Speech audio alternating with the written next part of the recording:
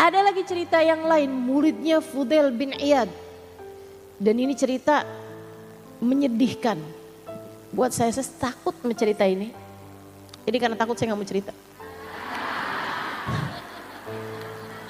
Atau biar takutnya barengan ya. Ini saya ceritain aja. Ini cerita juga berulang kali disampaikan guru saya Sayyidil Habib Umar bin Hafid. Nah, Habib Umar, ada Fudail bin Iyad punya murid. Fudail bin Iyad itu seorang ulama, ahli sufi, salah satu dari tokoh-tokoh sufi kita ya. Di masa-masa sesudahnya Imam Ghazali tentu aja, beberapa tahun sesudahnya. Punya pondok pesantren, besar pondok pesantrennya. Beliau seorang wali min auliyaillah, orang soleh yang luar biasa nih Fudail bin Iyad. Satu hari ada salah satu murid terbaik, terpinter yang dimiliki Fudail bin Iyad sakaratul maut. Karena dia sangat dekat sama gurunya dan dia juga emang udah ngajar, gantiin gurunya apa segala macem. Salah satu ustadz di pondok pesantren situ. Ketika dia sakaratul maut, Fudail bin Iyad sendiri yang mentalkin kalimat la ilaha illallah. Fudail bilang la ilaha illallah ke muridnya itu. Muridnya setiap kali ditalkin dia melengos, berpaling, kayak nggak mau liatin gurunya, gitu. Tapi nanti kalau gurunya diam dia liatin muka gurunya.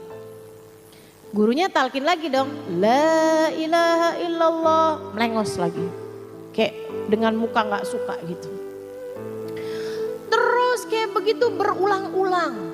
Sementara Fudail takut dia ini udah waktunya meninggal gitu, udah mau deket gitu kan.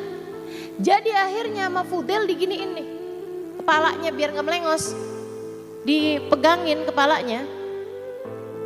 Paham maksud saya? Dipegangin, apa perlu dipraktekin?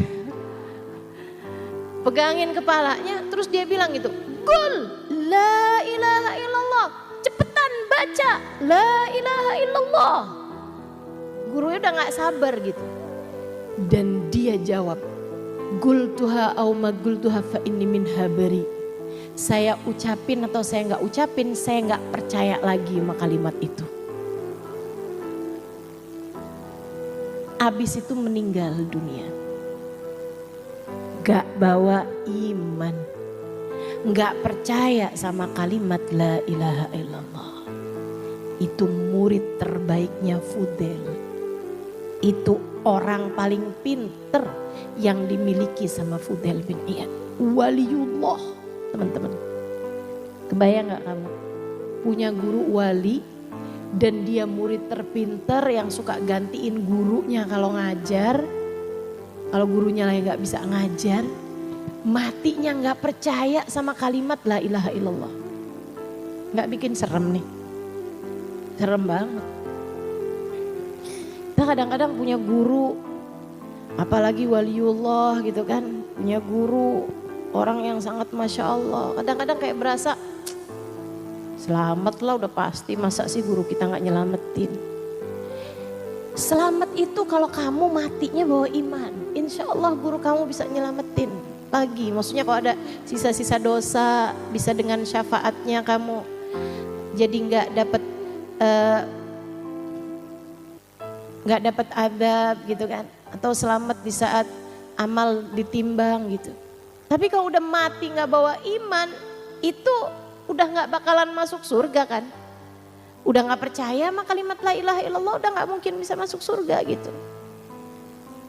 Bahkan baginda Nabi pun gak bisa nyelamatin kalau udah matinya gak bawa kalimat la ilaha illallah.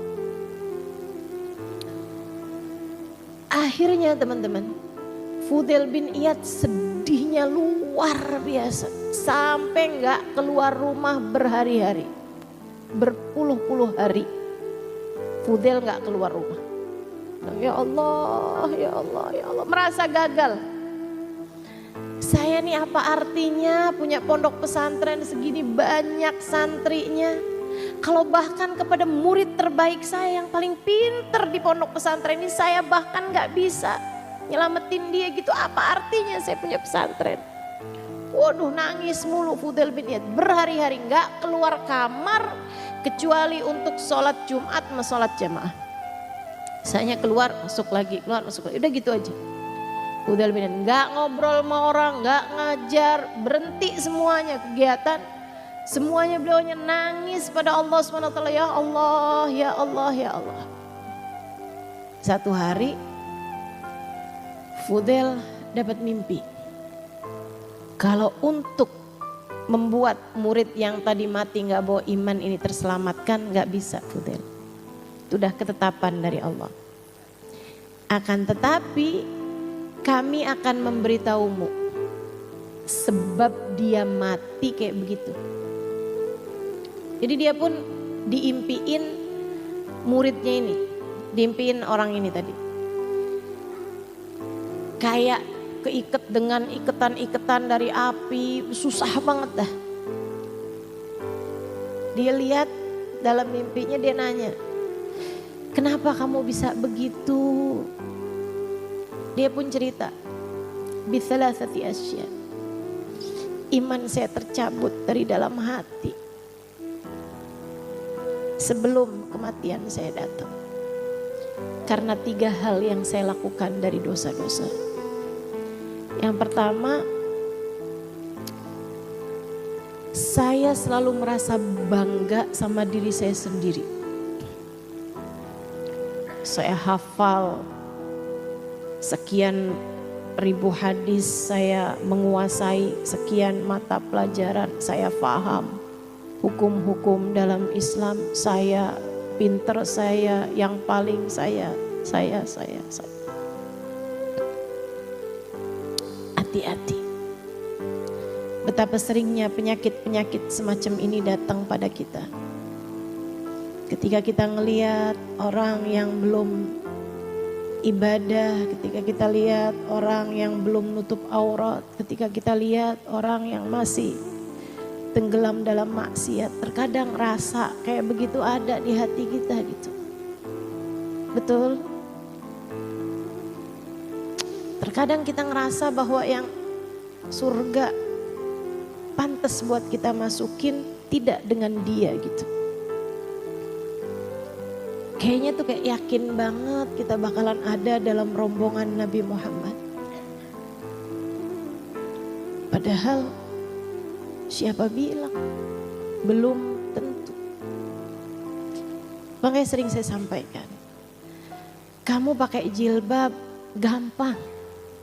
Yang gak gampang adalah kamu pakai jilbab tapi tidak merasa lebih baik dari yang gak pakai. Itu gak gampang. Kamu ngerjain sholat 5 waktu gampang. Yang gak gampang adalah kamu sholat 5 waktu, bahkan kamu sholat sunnah dan tidak merasa lebih baik dari yang tidak mengerjakannya. Bukannya yang sholat lebih baik Ustazah? Betul. Sholat lebih baik daripada gak sholat, betul. Menutup aurat lebih baik daripada tidak menutup aurat, betul. Tapi kamu lebih baik dari orang tersebut, siapa bilang? Mungkin dia punya amalan-amalan soleh yang kamu gak tahu. Mungkin dia adalah seorang ibu yang menafkahi anak-anak yatimnya, kamu gak tahu. Mungkin dia adalah seorang istri yang sangat sabar menghadapi suaminya, kamu gak tahu. Mungkin dia adalah seorang anak yang menanggung nafkah bagi orang tuanya, kamu gak tahu, kamu gak tahu. Mungkin dia adalah seseorang yang menangisi dosa-dosanya di saat kamu bahkan tidak melakukannya. Mungkin dia punya sedekah yang membuat Allah ridho padanya, kamu gak tahu. Kamu gak tahu.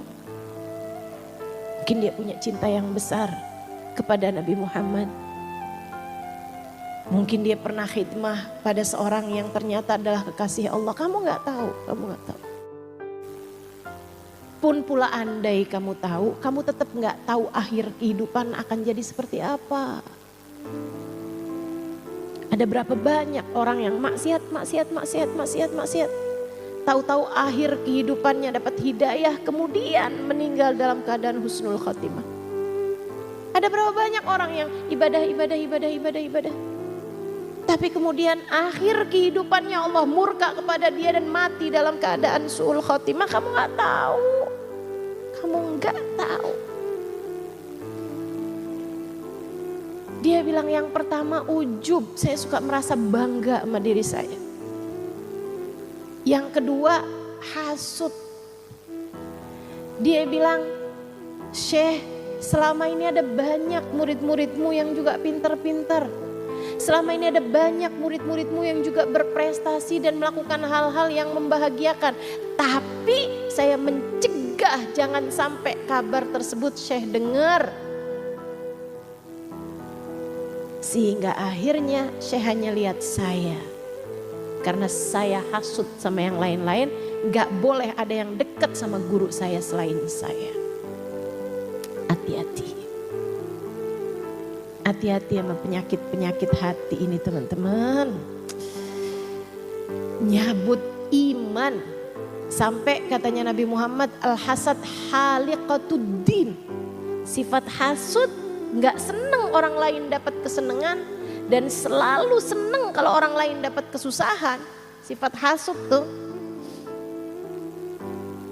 Orang lain seneng dia gak seneng.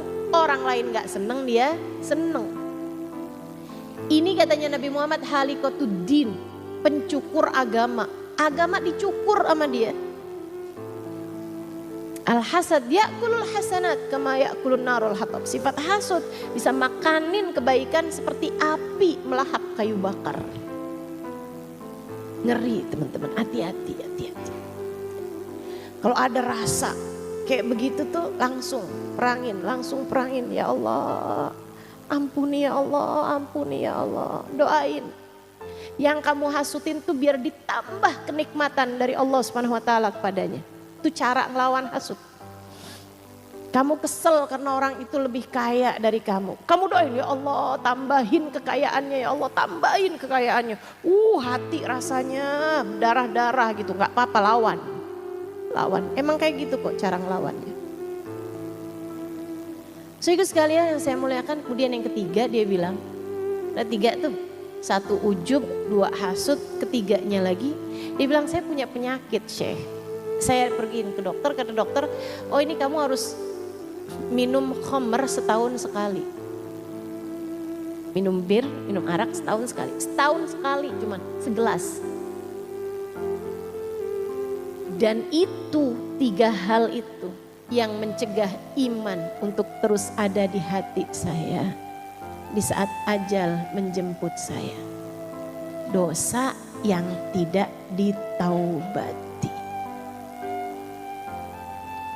Makanya selalu saya sampaikan padamu, dosa semanis apapun dosa tersebut, taubatilah dosa itu. Jangan sampai jadi penyebab mati dalam keadaan su'ul khotimah, mati dalam keadaan iman tercerabut dari dalam hati kita.